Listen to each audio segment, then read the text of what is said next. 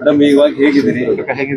ಏನ್ ಹೇಳ್ತೀರಿ ರಾಜ್ಯದ ಜನರಿಗೆ? 13 ದಿನದ ಬಳಿಕ ಮೊದಲನೇದಾಗಿ ಕರ್ನಾಟಕದ ಎಲ್ಲ ಮಹಾಜನರಿಗೆ ಗಣರಾಜ್ಯೋತ್ಸವದ ಹಾರ್ದಿಕ ಶುಭಾಶಯಗಳನ್ನ ಹೇಳ್ತಾ,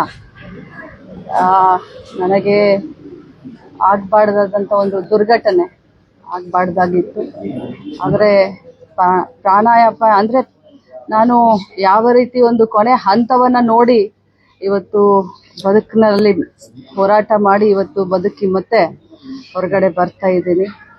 ಇದಕ್ಕೆಲ್ಲ ನಮ್ಮ ಹಿರಿಯರ ಒಂದು ಆಶೀರ್ವಾದ, ನಮ್ಮ ತಂದೆ ತಾಯಿಗಳ ಆಶೀರ್ವಾದ, ಮತ್ತು ನಾನು ಈ ಸಂದರ್ಭದಲ್ಲಿ ಬಹಳಷ್ಟು ಜನರಿಗೆ ನಾನು ಧನ್ಯವಾದವನ್ನು ಹೇಳಲಿಕ್ಕೆ ಬಯಸ್ತೇನೆ. ಯಾಕಂದರೆ ಇಂಥ ಒಂದು ಜೀವನದ ಒಂದು ಹೋರಾಟದ ಸಂದರ್ಭದಲ್ಲಿ ರಾಜ್ಯದ ಎಲ್ಲ ಮಠಮಾನ್ಯರು, ಮಠಾಧೀಶರು, ಪೂಜ್ಯರು ನನಗೆ ಬಂದು ಶೀಘ್ರ ಗುಣಮುಖ ಆಗಲಿ ಅಂತ ಹೇಳಿ ನನಗೆ ಆಶೀರ್ವಾದ ಮಾಡಿದ್ದು ನನಗೆ ಬಹಳಷ್ಟು ಶಕ್ತಿಯನ್ನು ಮತ್ತು ಧೈರ್ಯವನ್ನು ತಂದುಕೊಟ್ಟು, ಜೊತೆಯಲ್ಲಿ ನಮ್ಮ ರಾಜ್ಯದ ಮುಖ್ಯಮಂತ್ರಿಗಳು, ಸಚಿವ ಸಂಪುಟದ ಎಲ್ಲ ಸದಸ್ಯರು, ವಿಧಾನ ಪರಿಷತ್ ಸದಸ್ಯರು, ಎಲ್ಲ ಶಾಸಕರು, ಹಾಲಿ ಮಾಜಿ ಶಾಸಕರು, ಮಂತ್ರಿಗಳು, ಉಪಮುಖ್ಯಮಂತ್ರಿಗಳು, ನಮ್ಮ AICC ಜನರಲ್ ಸೆಕ್ರೆಟರಿಗಳಾದಂಥ ಸುರ್ಜೇವಾಲಾ ಅವರು ವಿಶೇಷವಾಗಿ ನನ್ನ ಆರೋಗ್ಯವನ್ನು ಹೇಗಿದೆ ಅಂತ ವಿಚಾರಿಸಲಿಕ್ಕೆ ಇಲ್ಲಿವರೆಗೆ ಬಂದು ನನಗೆ ಧೈರ್ಯವನ್ನು ಹೇಳಿದರು. ಅವ್ರಿಗೂ ಕೂಡ ನಾನು ಧನ್ಯವಾದವನ್ನು ತಿಳಿಸ್ತೀನಿ. ಜೊತೆಯಲ್ಲಿ ನನ್ನ ಪುಣ್ಯವೋ ಏನೋ ಗೊತ್ತಿಲ್ಲ, ರವಿ ಪಾಟೀಲ್ ಅವರು, ವಿಜಯ ಹಾಸ್ಪಿಟಲ್ನ ಎಲ್ಲ ಡಾಕ್ಟರ್ಗಳಾಗಿರ್ಬೋದು, ಸಿಬ್ಬಂದಿಗಳಾಗಿರ್ಬೋದು, ನನಗೆ ಒಂದು ಕ್ಷಣ ಕೂಡ ಇಂಥ ಒಂದು ದೊಡ್ಡ ಅಪಘಾತ ಆಗಿದೆ, ಇಂಥ ಒಂದು ಇಂಜುರಿ ಆಗಿದೆ ಅನ್ನೋದನ್ನ ನನಗೆ ಒಂದು ಕ್ಷಣಕ್ಕೂ ಕೂಡ, ಡಾಕ್ಟರ್ ಎಲ್ಲಿದ್ದಾರೆ, ಒಂದು ಕ್ಷಣಕ್ಕೂ ಕೂಡ ನನಗೆ ಆ ಒಂದು ಭಾವನೆಯನ್ನು ತರಲಿಲ್ಲ. ನನಗೆ ಕ್ಷಣದಲ್ಲೂ ನನಗೆ ಧೈರ್ಯವನ್ನು ತುಂಬಿದ್ರು.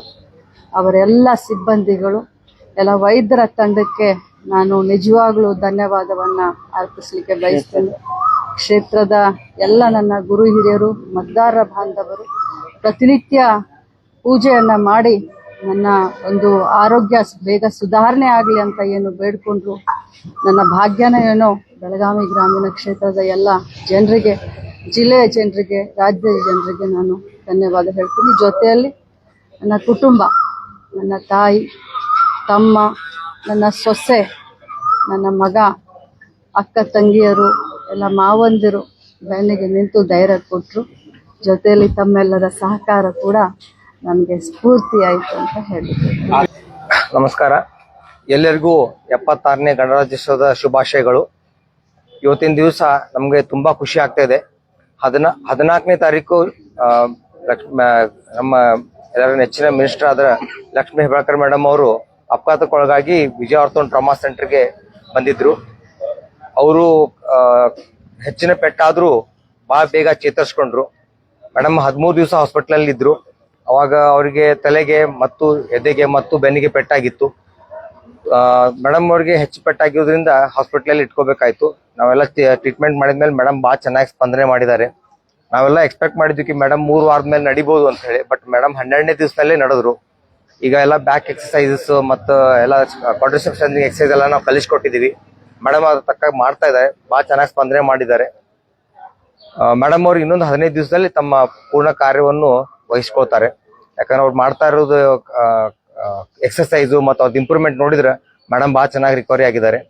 ಆಮೇಲೆ ಚಂದ್ರರಾಜ್ ಹಟ್ಟಿಹೊಳಿ ಸರ್ನು ಅವತ್ತಿನ ದಿವಸ ಗಾಯಗೊಂಡು ಹಾಸ್ಪಿಟಲ್ ಬಂದಿದ್ರು. ಅವರಿಗೆ ತಲೆಗೆ ಮತ್ತು ಶೋಲ್ಡರ್ಗೆ ಪೆಟ್ಟಾಗಿತ್ತು. ಬಟ್ ಅವ್ರು 2-3 ದಿವಸದಲ್ಲೇ ರಿಕವರಿ ಆಗಿ ತಮ್ಮ ಕಾರ್ಯವನ್ನು ನಿರ್ವಹಿಸಲು ಚಾಲು ಮಾಡಿದ್ರು. ಇವತ್ತಿನ ಬೆಳಗ್ಗೆ ನಾವು ಮೇಡಮ್ ಅವರಿಗೆ ಡಿಸ್ಚಾರ್ಜ್ ಮಾಡಿದ್ವಿ. ಅವರು ಆಲ್ಮೋಸ್ಟ್ ಕಂಪ್ಲೀಟ್ ರಿಕವರಿ ಆಗಿದ್ದಾರೆ. ಸೊ ಅವರು ನಡ್ಕೋತ ಬಂದು ಎಲ್ಲ ಪ್ರೆಸ್ನವರಿಗೆ ಮತ್ತು ಜನತೆಗೆಲ್ಲ ಗಣರಾಜ್ಯೋತ್ಸವದ ಶುಭಾಶಯಗಳನ್ನು ಹಾರೈಸಿ ಅವ್ರು ಈಗ ತಾನೇ ಮನೆಗೆ ಹೋಗಿದ್ದಾರೆ. ಮೇಡಮ್ ಅವ್ರು ಇದೇ ರೀತಿ ಚೆನ್ನಾಗಿ ಊಟ ಮತ್ತು ವ್ಯಾಯಾಮಗಳು ಮಾಡ್ತಾ ಹೋದ್ರೆ ಇನ್ನೊಂದು 15 ದಿವಸದಲ್ಲಿ ನಮ್ಮ ಕಾರ್ಯಗಳನ್ನ ಮಾಡಲು ಸ್ಟಾರ್ಟ್ ಮಾಡ್ತಾರೆ. ಇದು ಮೇಡಮ್ ಅವರ ಎಫರ್ಟ್ಸ್ ಮತ್ತು ಎಲ್ಲ ಸ್ವಾಮೀಜಿಯವರ ಆಶೀರ್ವಾದ, ಜನತೆಯ ಆಶೀರ್ವಾದ, ಗುರು ಹಿರಿಯರ ಆಶೀರ್ವಾದ ಮತ್ತು ತಮ್ಮೆಲ್ಲರ ಸಹಕಾರದಿಂದ ಮೇಡಮ್ ಅವರು ಬೇಗನೆ ಚೇತರಿಸಿಕೊಂಡು ತಮ್ಮ ಕಾರ್ಯವನ್ನು ನಿರ್ವಹಿಸ್ತಾ ಇದ್ದಾರೆ. ಅದಕ್ಕೆ ತಾವೆಲ್ಲರೂ ಸಹಕಾರ ಮಾಡಿದ್ದಕ್ಕಾಗಿ ತಮ್ಮೆಲ್ಲರಿಗೂ ಧನ್ಯವಾದಗಳು.